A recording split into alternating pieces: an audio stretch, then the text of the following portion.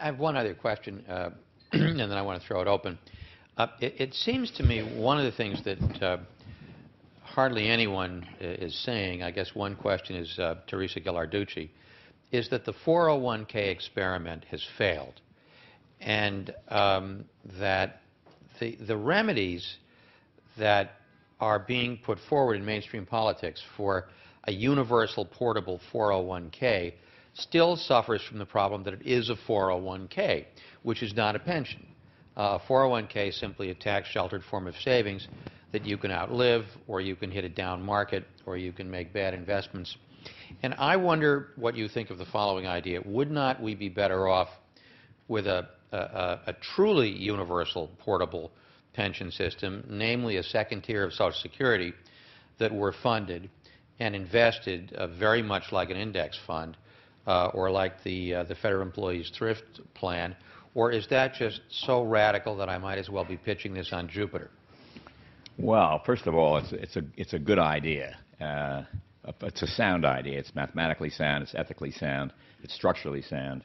But it's going to be very hard to do that. And what I think I do think absolutely we need some kind of integrated retirement system. We've got IRAs and Roth IRAs and 401ks and Social Security and pensions and all government pensions as well as federal government, state and local and corporate.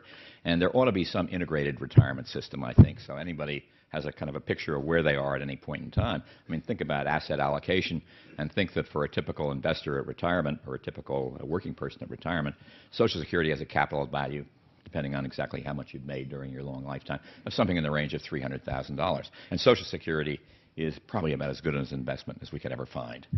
Cost of living, low cost to operate, very low cost to operate relative to the amount of money there. And yet, on the other hand, 401k has elements that are really good.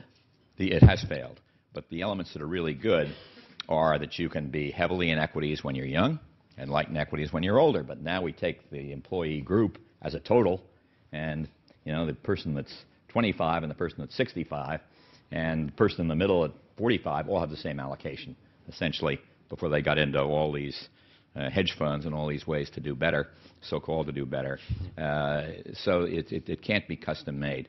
But radical changes would have to meet my definition standards for 401k, and changes that I think probably aren't socially acceptable at the moment. For example, why on earth would you let anybody borrow from their 401k? I mean, how are you going to save any money for your retirement if you can borrow all the time? Imagine if we let people borrow from Social Security. We wouldn't have anything. So that has to go. Well, it's very popular. People do it all the time. And as for investment choices, everybody knows what the investment choice has to be. It's owning the market and keeping Wall Street's portion to the minimum and having more bonds as you get older and less stocks. I mean, none of these things are complicated. Do you have the guts to mandate them? Well, in a free society, maybe a more than gentle nudge is all you're able to do. But I think you're going in the right direction because you're suggesting by that second tier sort of an integrated system where it all works together. And that brings up another problem related to this, and that is think of the insanity of having these pension funds on our corporate balance sheets. I mean, that's just not sustainable. General Motors has a market cap, or did, of about $3 billion. It has a pension fund worth $87 billion. Is it a pension plan that you're buying when you buy its stock?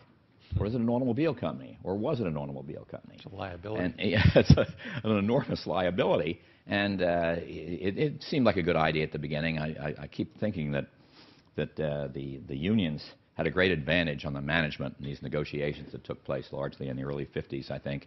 And that is the unions understood the power of compound interest, and the managers did not. And that's not a great leap, is it? Because you can extend things over, that's 50 years ago, 60 years ago, I guess 50. You can, it's possible to do that in a little book called Interest Tables. And then we now have a calculator.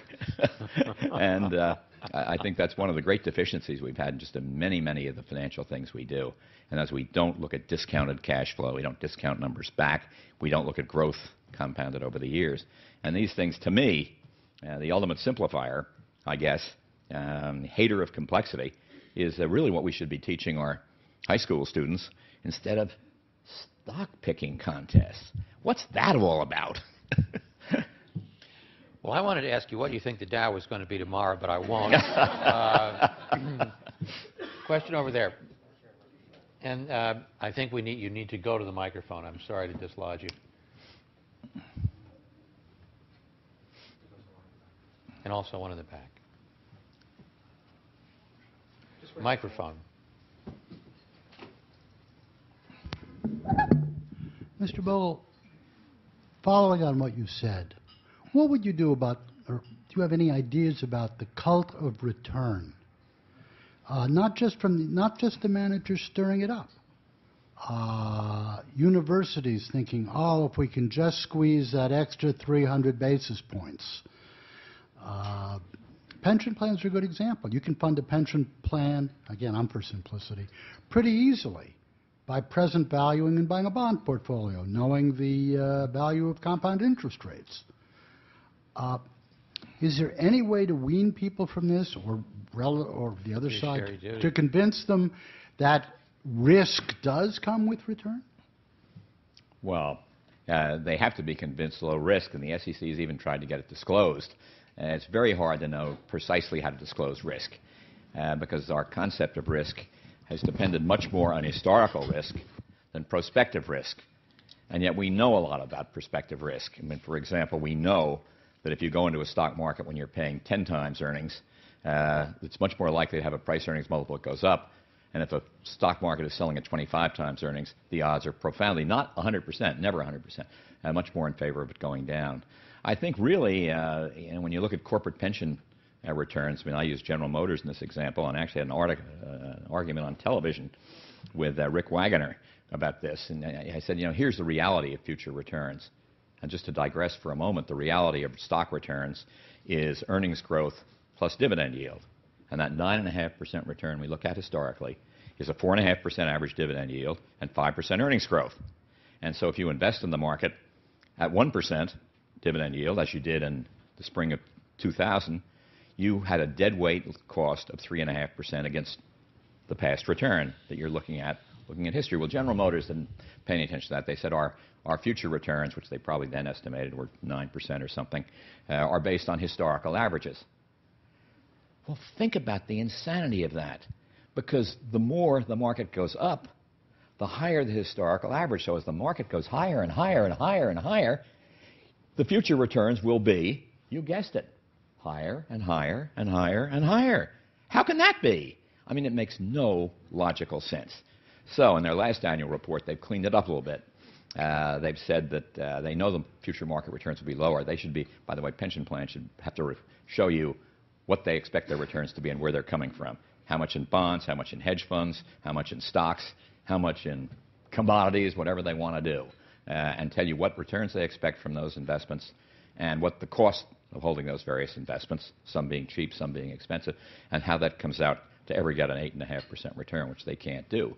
So, I mean, Keynes got this right in 1936 when he said, look at the sources of return, which are dividend yields and earnings growth, or what I call investment return, and then speculative return is the other part of it, and this investment return, which is whether the PE multiple, if it goes from 10 to 20, there's a 7% speculative return over a decade. So when we got a 7% speculative return in the 80s, because the PE went from roughly 10 to 20, everybody thought it would not happen again.